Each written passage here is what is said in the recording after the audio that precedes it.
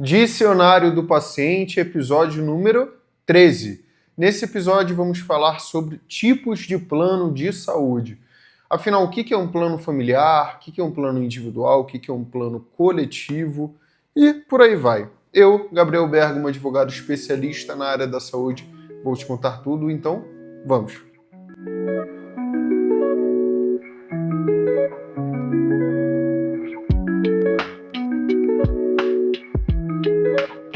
Afinal, qual que é a diferença de um plano individual, familiar, um plano coletivo e por aí vai? Eu vou começar pelo plano base. Antigamente era o plano mais comum que se tinha em comercialização, que eram os planos individuais e os planos familiares. Ultimamente esses planos não têm tido muita oferta pelas operadoras de plano de saúde. Por que não tem tido muita oferta? Porque são planos mais fechados.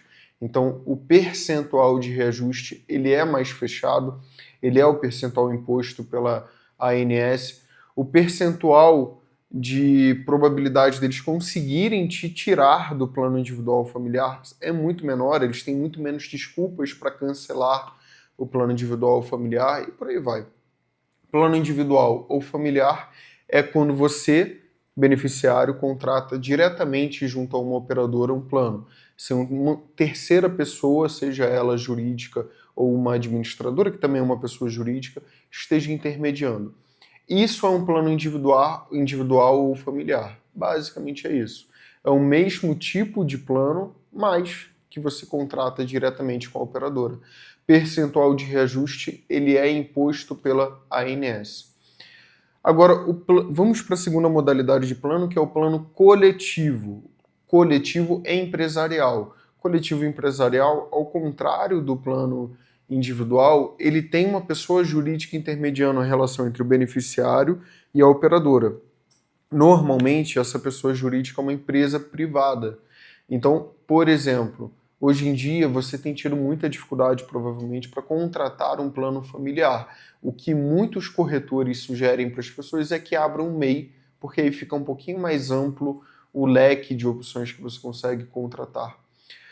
Então, esse plano é um plano coletivo e empresarial, normalmente até 30 vidas. Tem uma questão que é uma possibilidade desse plano ser enquadrado como um falso coletivo, mas isso eu nem vou tratar nesse vídeo.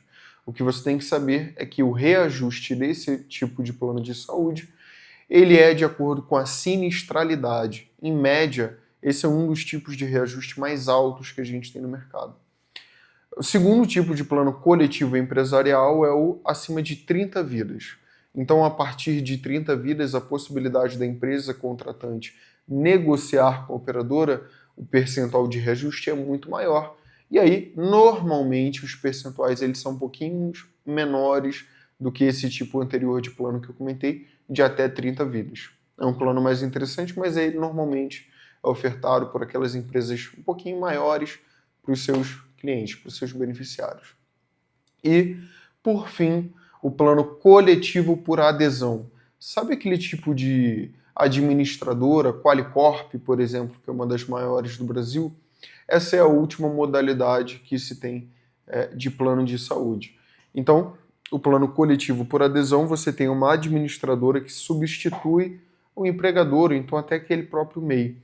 E o tipo de reajuste do plano por administradora normalmente é o percentual mais alto que se tem no mercado. Eu, particularmente, não costumo recomendar esse tipo de plano, a não ser, claro, dependendo da condição financeira da pessoa, porque o valor de entrada costuma ser o valor mais atrativo, mas o percentual de reajuste depois de um ano ele já se torna um pouquinho mais alto. Sempre é possível rever esses percentuais, revisar se eles estão sendo corretamente aplicados, e para isso busque um advogado da área da saúde. Por hoje é só, até o próximo vídeo.